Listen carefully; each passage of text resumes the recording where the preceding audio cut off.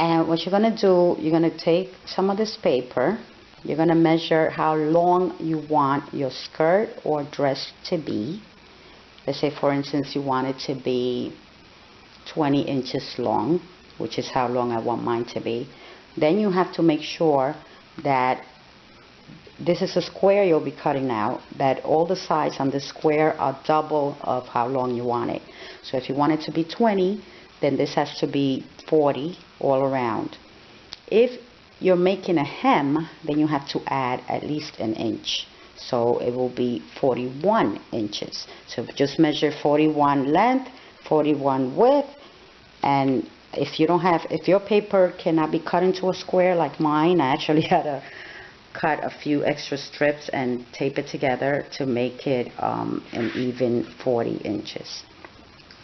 So do that with your paper, and when you come back, I'll show you the next step. What you're going to do with your paper now that you have it into a nice square, you're going to fold it in half. And then you're going to fold it in half one more time. Now, so you measure, I have this marked at the 3 inches. I'm going to put it right at the edge of the paper, and I'm going to put a little mark there, there, there.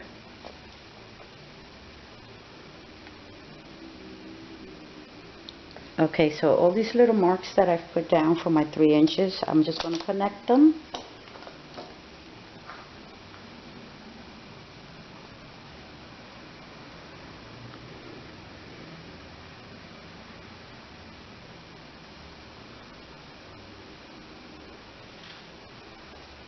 It's not that straight.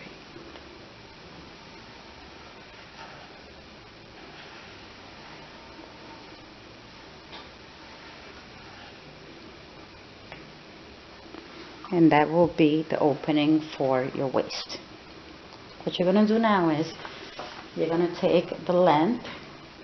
Mine, like I said, I want mine to be 19 inches. I'm just going to cut it to about 20 inches to leave myself extra room if I want to do a hem. So I'll put my tape at 20 inches. And you're going to do the same thing you did here, but you're going to do it for the length. Now, I'm going to start measuring from this end as opposed to here, because my skirt is going to have a waistband. If you're going to do yours without a waistband, then you could just measure from here down.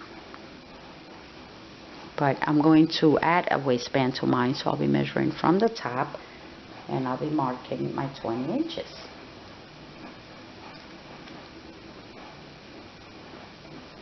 Just going to go all the way around, marking at 20. This is why this method works, because everything I'm doing, if you had to do it with your fabric, it would be a nightmare and you will end up wasting fabric.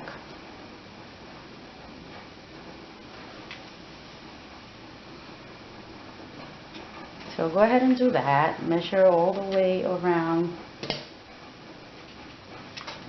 and